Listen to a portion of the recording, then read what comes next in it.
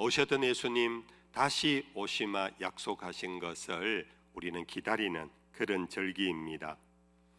기다리기 위해서 우리는 처음 오셨던 예수님, 2000년 전에 오신 예수님, 왜 오셨으며 어떻게 오셨는가를 돌아보고자 합니다.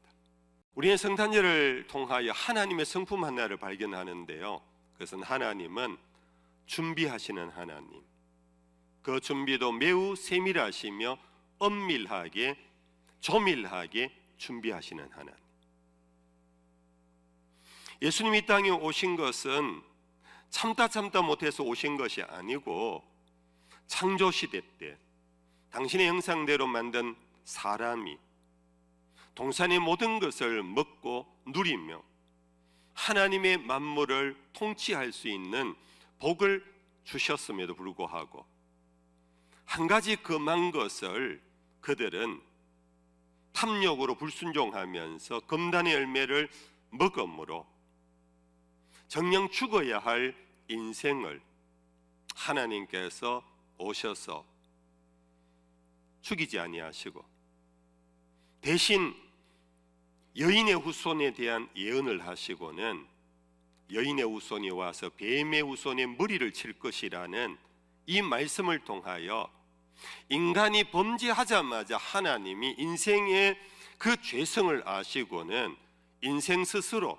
죄에서부터 자유롭게 되지 못함을 아시고는 여인의 후손 곧 그리스도를 이미 뜻을 정하시고 이미 계획하시고 이미 보내실 준비를 하신 하나님이십니다. 그러면서 여러 선지자를 통하여 예표를 하시고 예언을 하시며 어떤 상황에서 예수님이 오실지, 어느 곳에 오실지, 어떤 모양으로 오실지까지도 하나님은 기획을 다 하셨습니다. 요즘 말로 기획자이십니다.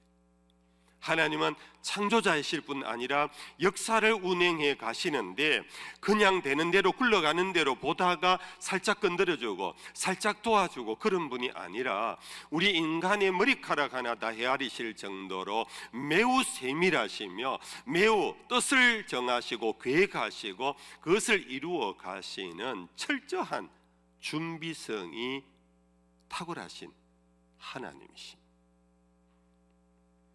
이러한 하나님의 성품 가운데 우리가 얻은 이 선물, 구원의 선물, 예수님, 갑자기 오셨다면은 그래서 갑자기 떠나실 수 있지만 하나님이 이렇게도 인간이 범죄하자마자 뜻을 정하시고 계획하실 정도로 가장 완전한 구원의 계획 속에 하나님이 저희들을 초청하시고 예수를 믿게 하시고 예수 안에서 하나님의 자녀가 되게 하시는 하나님의 엄밀한 섭리 속에 우리는 구원을 받았다라는 사실입니다.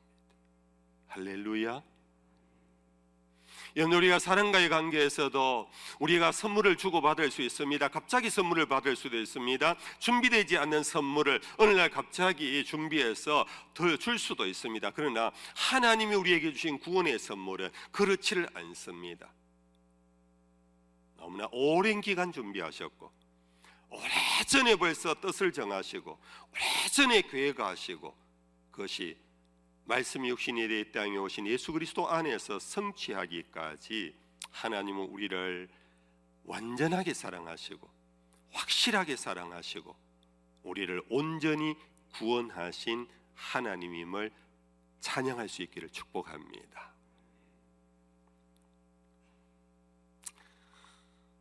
그래서 예수님이 이 땅에 오셨는데 예수님께서 오셔서 당신이 이 땅에 왜 오셨는가를 밝히는 과정 속에서 이런 말씀을 하셨어요. 오늘 설교 본문입니다. 38절 다 같이 한번 읽어볼까요? 시작.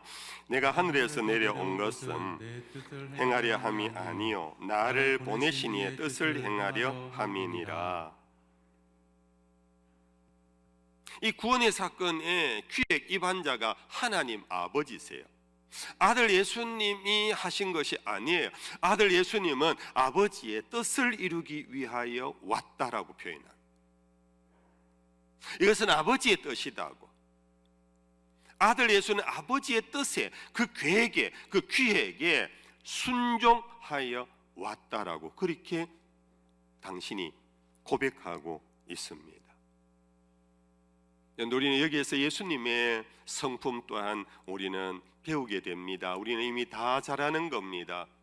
예수님은 철저히 시작에서부터 끝까지 오직 아버지 하나님의 뜻에 의하여 그 뜻을 살아가는 것, 이것이 바로 예수님의 삶이셨다는 것. 우리 예수님을 믿습니다.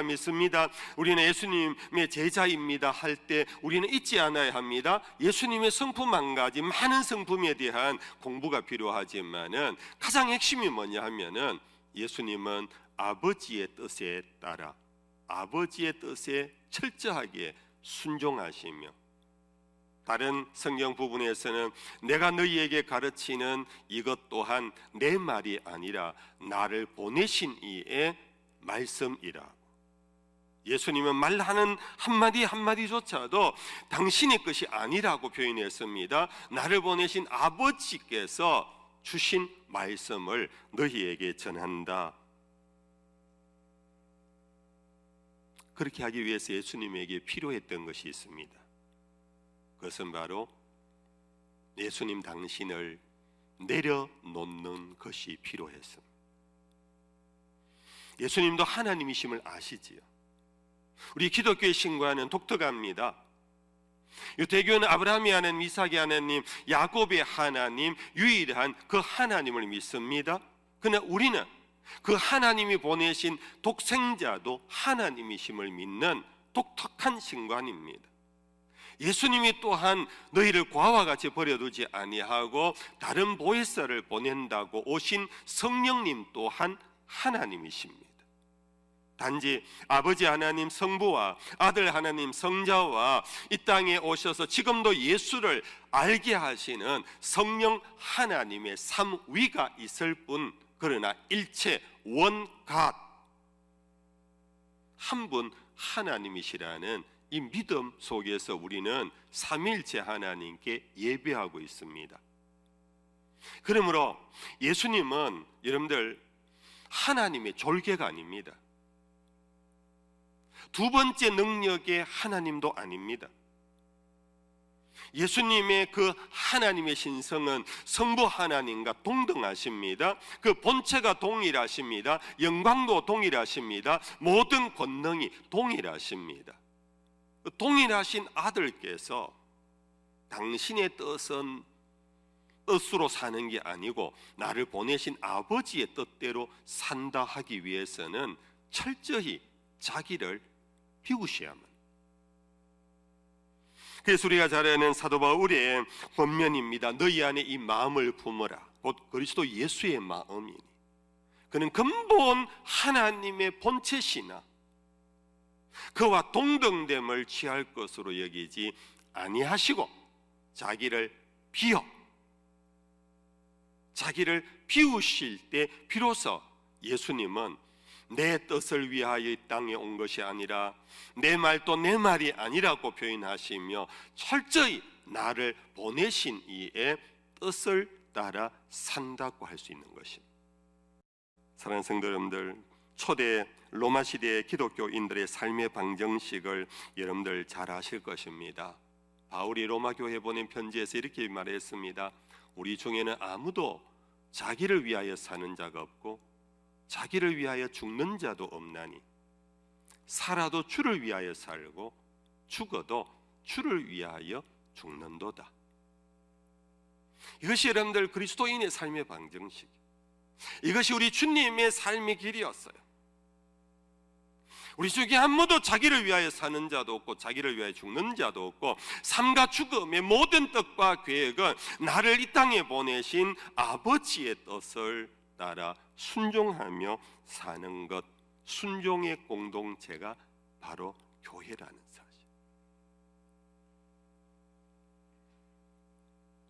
그러기 위하여 여러분들 우리는 자기를 비우셔야 돼요. 자기를 비우고 종의 형체를 가져 하나님의 근본 본체 심조차도 내려놓고 완전한 사람이 되신 예수님, 우리는 그분을 대망하는 겁니다. 그분의 길을 대망하는 거예요.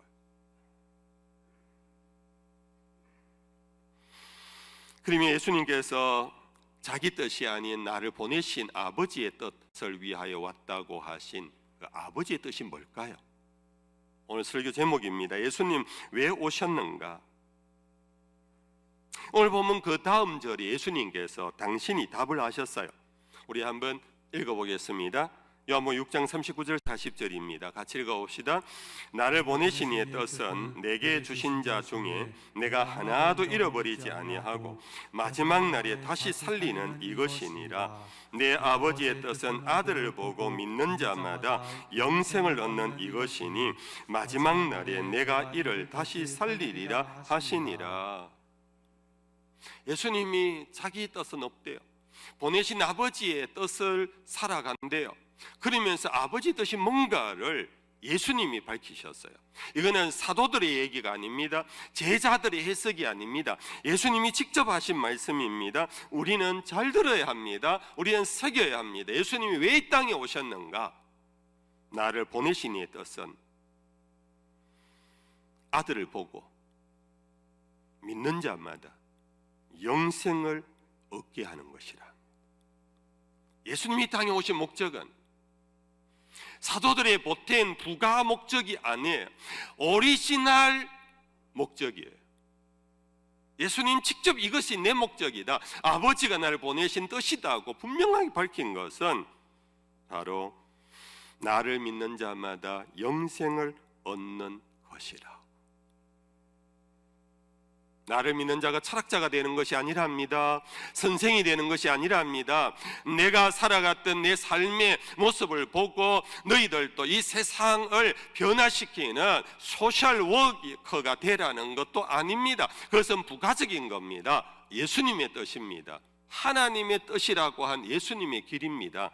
그것은 바로 나를 믿는 자마다 영생을 얻는 것이라.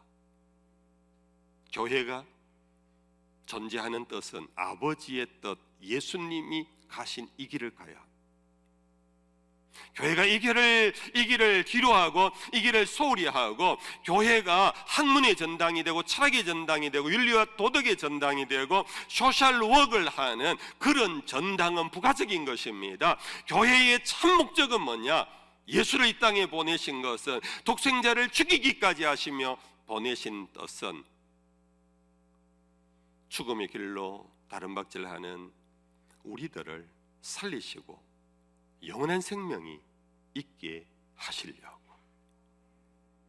성도 여러분, 오늘도 우리는 이곳에 모인 까닭은 영원한 생명을 얻었기에 찬양하러 모인 것입니다.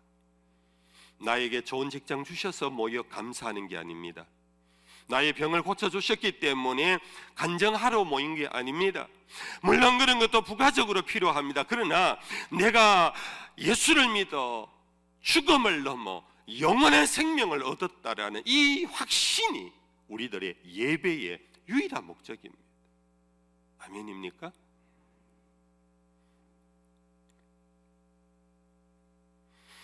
예수님께서 이렇게 엄청난 선물을 주러 오셨지만은 예수님 오셨을 때 사람들은 알지 못했어요. 어떤 사람은 예수님을 로마를 뒤엎을 그런 지도자로 여긴 사람도 있고 굶주림을 해결할 자로 여긴 사람도 있고 수많은 가지가지 자기들의 요구대로 예수님을 보았다. 그러므로 예수님께서 영생을 주러 오셨던 이 하나님의 뜻이 그들에게 먹혀도 가지를 않았어요. 그래서 요한복음 제1장에서는 빛이 왔으나 어둠이 깨닫지 못하더라. 이 빛은 영원한 생명을 주러 오신 그 영생의 빛인데 세상이 그것을 깨닫지를 못했어요. 예수님은 깨닫지 못하는 사람 앞에서 실망하고 좌절하고 절망하지 않았습니다. 사람들의 요구는 제각기 달랐습니다. 내가 온 것은 아버지가 보내신 뜻을 위하여 왔는데 사람들의 요구는 당신이 메시아라면 돌로 떡을 만들어 먹으래요. 당신이 하나님의 아들이거든 그 위에서 내려와서 로마 군병을 죽이래요. 당신이 하나님의 아들이면 이런저런 온갖 요구들이 많았어요. 그러나 예수님은 당신의 오신 하나님의 보내신 뜻이 받아들여지지 않았지만 예수님은 끝까지 그 길을 가셨어요. 예수님은 오로지 남을 살리기 위하여 왔습니다. 그것도 영원히 살리기 위하여 오신, 이것이 교회의 목적이고 우리의 따라가야 할 길이라는 것, 그것을 위하여 우리는 내 삶을 한번 돌아보아야 합니다. 그러면서 예수님은 두 번째, 당신이 이 땅에 보내신 하나님의 뜻이 뭔가를 마태복음 20장 28절을 통하여 우리 한번 찾아보겠습니다. 같이 읽어보겠습니다. 마태복음 20장 28절입니다. 인자가 온 것은 섬김을 받으려 함이 아니라 도리어 섬기려 하고 자기 목숨을 많은 사람의 대속물로 주려 함이라. 예수님은요, 하나님의 뜻을 위하여, 그 뜻은 자기를 믿고 영생을 얻게 하려 하는 건데, 이 목적의 방법도 아버지 뜻대로 했어요. 하나님 뭘 할까요? 아버지 뭘 할까요? 너 이거 하고 와. 그 목적만 가지고 수단 방법은 자기가 하는 경우들이 있잖아요. 우리 한국 사람들 잘 하는 꽁 잡는 게 매 아닌가? 목적만 달성하면 수단 방법은 그건 다 묻히는 거야. 그런데 예수님은 그러지 않으셨습니다. 예수님은요, 우리에게 영생을 얻게 하기 위하여 하나님의 뜻, 그 뜻은 목적만 아니라 방법, 수단까지도 아버지의 뜻대로 했어요. 그런데 한번 생각해 보십시오. 우리에게 영생이 있게 할 정도의 하나님의 아들의 권세가 여러분들 없겠습니까? 구름 타고 오시면 되잖아요. 여러분들 로마 군병을 뒤엎어버리면 순간에 해결되잖아요. 그런데 예수님은 그 방법을 쓰지 않으셨어요. 그것은 세상죄를 짊어지고 가는 하나님의 어린 양의 방정식을 따랐어요. 다른 사람을 살리는 것은 힘으로 되는 것이 아님을 보여주셨습니다. 다른 사람을 행복해 하는 것이 돈으로 되는 것이 아님을 우리 주님이 보여주셨습니다. 오늘 우리가 즐겁고 행복한 것은 어떤 오락으로 되는 것이 아니라는 것을 주님은 보여주셨습니다. 다른 사람을 살리는 길은 당신이 죽는 길이었어요. 예수님은 그 길을 가셨습니다. 그것이 아버지의 뜻이었기 때문에. 성도 여러분들, 오늘 우리도 예수님을 대망한다면 예수님의 삶의 방정식을 쫓아가야 하지 않겠습니까? 그런데 이 길이 너무 어렵습니다. 목사님, 내 교회지라 그러면 내가 뼈 빠지게 내가 일하고 사업해서 내가 선교지에 내 교회 한 척 내가 짓겠습니다 할 수 있어요. 그런데 그 선교가 단순한 예배당 짓는 게 아니에요. 그 선교 자체가 단순히 길 내는 게 아니에요. 사람에게 영생을 주는 거예요. 그 영생을 주기 위한 방법은 자기가 죽는 거예요. 이거보다 더 어려운 게 어디 있겠어요? 돈 1억 버는 것하고 비교되겠어요? 집 한 채 내는 것보다 비교가 되겠어요? 그래서 예수님도 이 길을 너무 힘들어 하셨어요. 그런데 예수님께서 당신의 십자가를 앞에 두고, 그분은 죄만 없으시지만 우리와 똑같은 육신을 입고 있는 참 인간이셨기 때문에 죽음의 길을 너무너무 힘들어 하셨어요. 그래서 예수님께서 마지막 겟세마네 동산에 올라가서 기도하러 올라가실 때에 평소대로 하지 아니하시고, 평소는 혼자 새벽 미명에 한적한 곳에 가셔서 기도하신 분 아니십니까?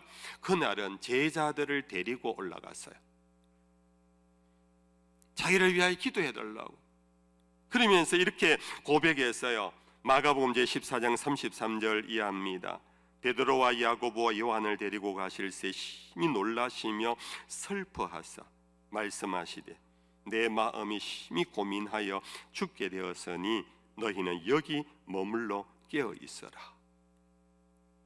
제자들에게 선생님이 내가 심히 고민하여 죽게 되었다고, 죽음을 지금 두고 너무너무 고민을 하고, 예수님은 로봇으로 오신 분이 아닙니다. 예수님은 자동 기계처럼 왔다가 그냥 싹 죽고 그냥 메시아가 되는 분이 아니십니다. 예수님도 우리와 똑같은 성령, 똑같은 육체를 입은 연약한 존재로 그것이 아버지의 뜻이기 때문에 오셨어요. 그리고 세상 사람들에게 영생을 주기 위한 길, 그 방법조차도 아버지의 길을 갔는데 예수님이 너무 힘들으셨어요.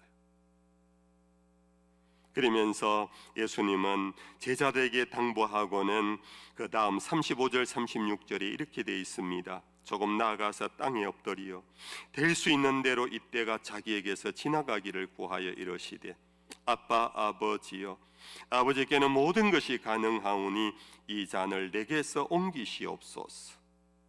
이 잔을 내게서 옮기시옵소서. 죽음의 잔을 주여 지나가게 하옵소서. 예수님 이 길을 어려워하셨어요. 예수님이라고 그냥 후딱 그냥 지나갈 수 있는 게 아니었어요. 다른 성경에 보면은 땀이 흐르는데 그것이 핏자국처럼 바뀌었다고 할 정도로 예수님은 간절히 기도하시고 이러기를 3차례나 하시며, 그러나 예수님은 그 방법을 포기하지 않으셨어요. 아버지와 다시 재논의를 하지 않았어요. 재타협을 하지 않았어요. 딜을 하지 않았어요. 아버지 내가 여기까지 왔는데 이것만 하면 되지 않습니까? 이제 방법은 나에게 좀 맡기십시오 하지 않았어요. 방법조차도 아버지가 하라는 대로 그 길을 갔어요. 그러나 너무 힘들어서 이 잔을 지나가게 주옵소서. 그러나 마지막 순간까지도 자기의 뜻을 내려놓았습니다. 그러나 내 뜻대로 마옵시고 아버지의 뜻대로 하옵소서. 성도 여러분들, 이것이 예수님의 삶이셨습니다. 예수님은 왜 오셨으며 어떻게 살았는가? 우리는 복음서를 통하여 많은 것들을 여러분들 스토리로 만들 수 있습니다. 만화로 만들 수 있고 영화로 만들 수 있습니다. 그러나 예수님의 삶은 하나입니다. 아버지의 뜻대로 왔다가 아버지의 뜻대로 죽으신 것입니다. 목적도 아버지의 목적, 방법도 아버지의 목적, 아버지의 방법.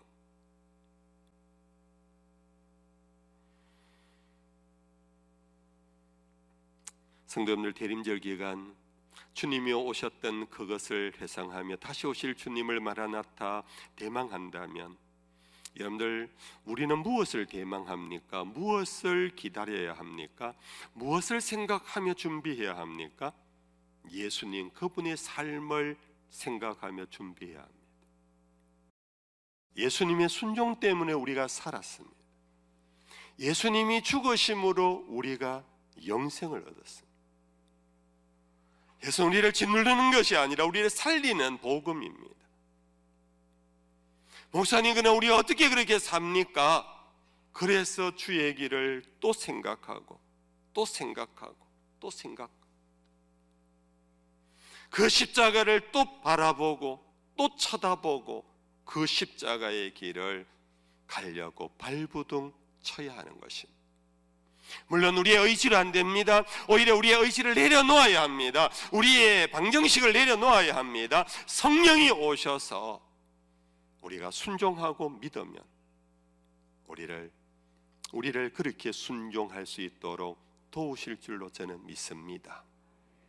이것이 바로 성령이 인도하는 길입니다.